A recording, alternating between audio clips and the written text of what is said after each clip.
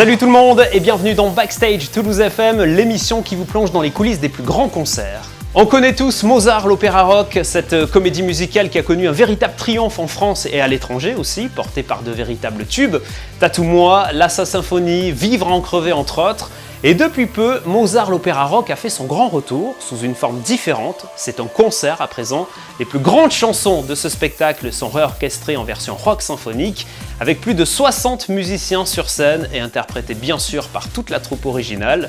Aujourd'hui, je vous emmène derrière le rideau de ce spectacle, derrière le rideau de Mozart, l'opéra rock, le concert, au Zénith de Toulouse.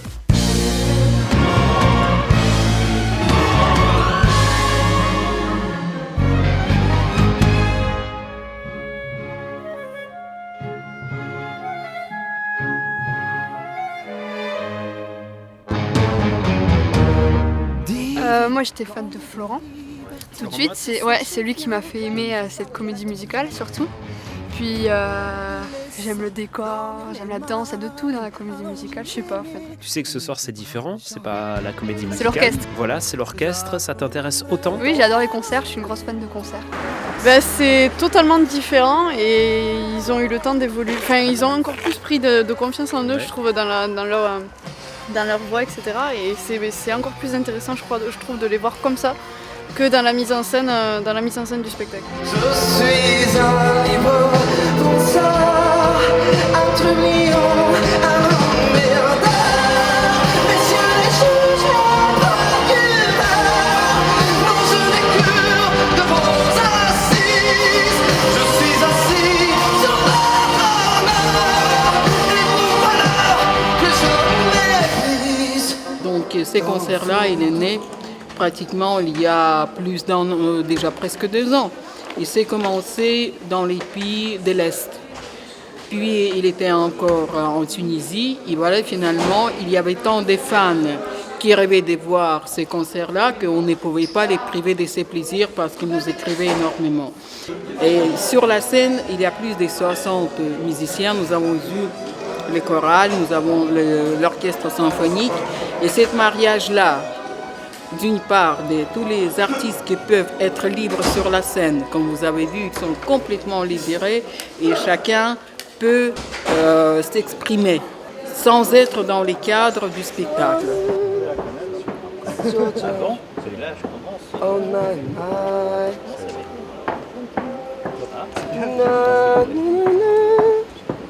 peux nous dire ce que tu fais en ce moment? Je m'équipe parce qu'on va faire les répètes.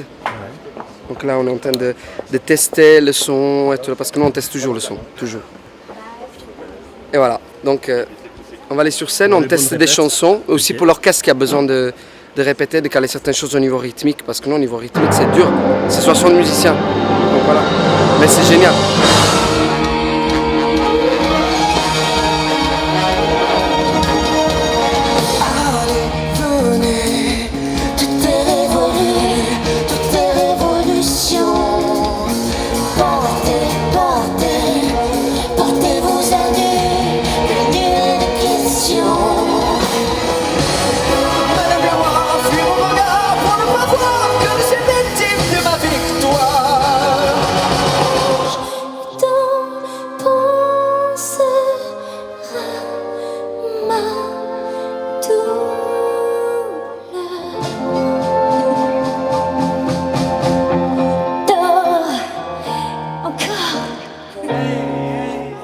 Là, on revient de Montpellier et on fait Toulouse. Montpellier, on est allé un peu plus rock'n'roll et on sait que Toulouse, on doit faire la même chose. Donc, on doit aller un peu plus se lâcher. Voilà. Tu sais que ce soir, il y a des milliers de Toulousains et de Toulousaines qui vous attendent. Ils vont assister à quoi concrètement ce soir? C'est quoi? Ils vont assister au squelette et à la source en fait, de Mozart l'opéra rock qui était décomposition fait par des grands compositeurs et que nous on y croyait beaucoup. C'est pour ça que je veux dire, l'album il a fait un gros succès, il a été disque diamant. Et donc pour faire ça, en fait, on est le seul spectacle à avoir réalisé ça. Alors on va en parler au travers des images puisqu'on va faire une interview boîte à images. Je vais te passer, on va regarder ensemble quelques photos et tu vas me dire ce que ça t'inspire, ce que ça t'évoque. Voilà. Ok, en tablette. Oh, ok, Grand Rex. Cette image-là, elle est c'est un moment magnifique. On était, Explique-moi. pour la première fois, on regardait notre film fait par les Coréens, en fait. C'était un En film 3D en plus. Hein. En 3D. C'était en fait l'équipe de James Cameron qui faisait tous les films comme Avatar, Matrix, toutes ces Et choses. ça fait quoi du coup de se voir en 3D C'est sur grand Inception. écran? Ça fait énorme. J'avais envie qu'on parle de la troupe. Ouais.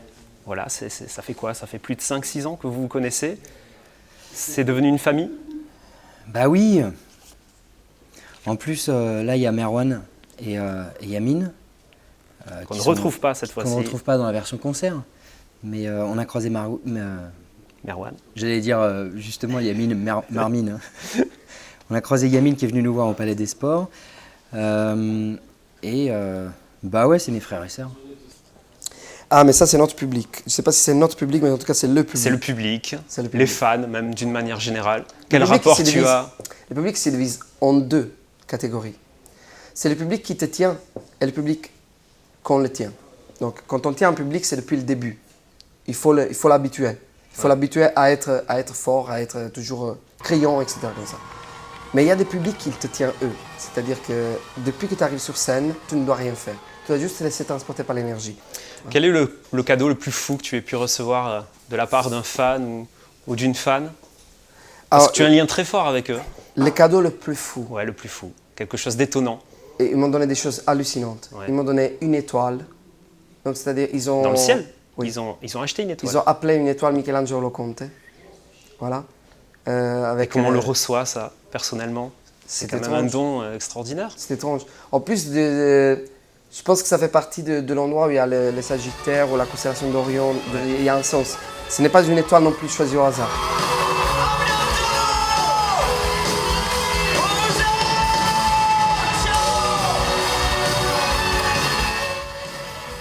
The Future, Next Exit. Elle est belle cette photo.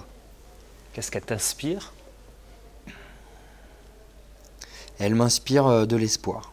Mm. Parce que je suis quelqu'un d'assez sombre parfois. J'ai un côté obscur en moi. C'est pour ça qu'on m'avait pris pour Salieri. Mais je suis profondément optimiste. Au fond de moi. Je suis profondément humaniste. Et puis je crois en moi. Je crois aux gens que je rencontre. C'est beaucoup les gens, c'est beaucoup les rencontres qui m'ont fait. Et tu as douté parce que c'est un métier difficile. Toujours, tous les jours. Toujours. J'ai vu une citation de je ne sais plus quel artiste qui disait que les artistes en une année vivent beaucoup plus de choses émotionnellement que plein de gens dans leur vie. Et c'est vrai, c'est les montagnes russes. Un coup c'est génial et puis le lendemain t'écris une chanson. C'est l'extrême en plus. C'est La joie l'extrême, c'est les intense, deux tu extrêmes. le doutes. Mais je suis un peu comme ça aussi, donc c'est pour ça que ça me va bien. Mais non, tous les jours on doute. Quand on part sur un truc comme ça dans Mozart, c'est différent. Parce que là, ça roule, c'est de la scène, c'est différent. Les titres sont là, Voilà, le les public titres est sont là là. aussi. On doute, on ne sait pas si ça va marcher. C'est pour ça qu'on fait de la promo, c'est pour ça qu'on essaie de vendre le truc, de parler, de dire vous allez voir, ça va être bien, venez nous voir. Mais quand on écrit, quand on crée, quand on est créateur, on passe par de fortes périodes de doute qui peuvent être à la limite de la dépression des fois.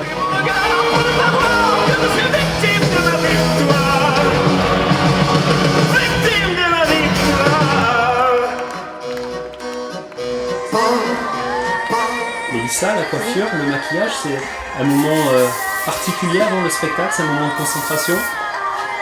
De détente, de détente plus. Ouais. La coiffure, ça dépend. Ça fait pas trop mal. C'est ça. Et on pense à quoi dans ces moments-là? Rien, on check, on regarde, on a envie d'être jolie, belle, pour la scène, pour le public.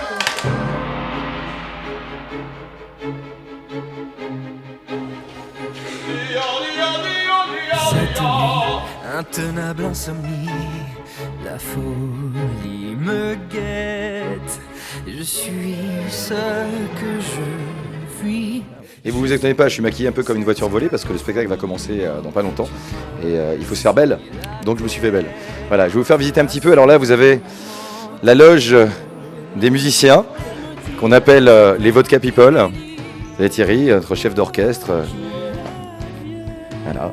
François Delphin, superbe guitariste, superbe batteur. Mathieu Rabaté, trier sur le volet quand même, on prend les meilleurs. Vous avez Brice Myrion qui est juste là derrière, au clavier. Vous avez Laurent Coquelaire qui vient de perdre 15 kilos. Là, vous avez Mao qui n'était pas là tout à l'heure.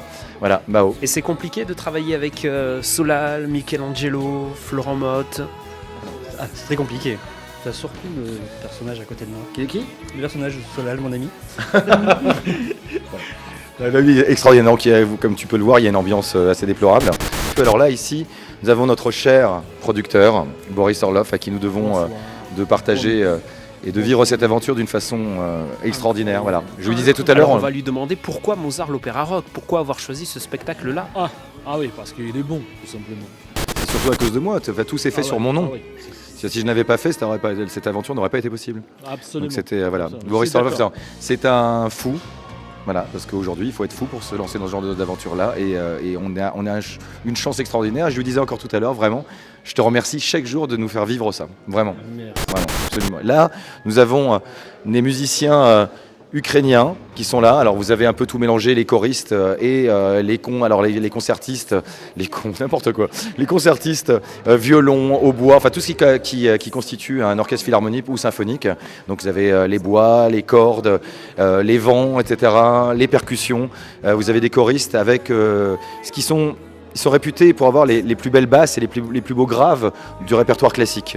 C'est assez réputé pour ça. Les Ukrainiens et les Russes sont réputés pour ça. Donc on a beaucoup de chance. C'est pour ça qu'il faut élever notre niveau de chant chaque soir. Comme disait Michele tout à l'heure, chanter plus fort, plus haut, plus puissamment, plus rock pour passer au-dessus de tous ces merveilleux et leur faire honneur parce que c'est un honneur de jouer avec eux. Vraiment. Et après, alors là ici, vous avez ce qu'on appelle le catering. Très important parce que pour bien chanter, il faut bien manger.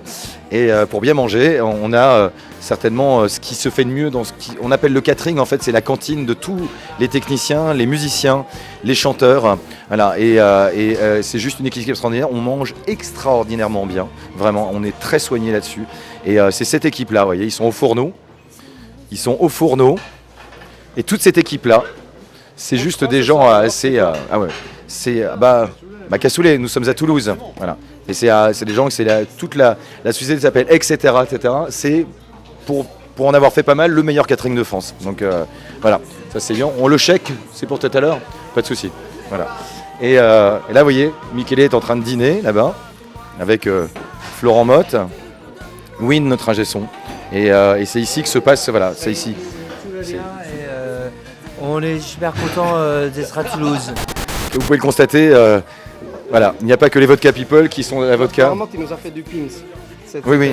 On ne sait pas ce que c'est, mais on va le découvrir après. On ne boit pas, évidemment, avant le spectacle, évidemment, forcément.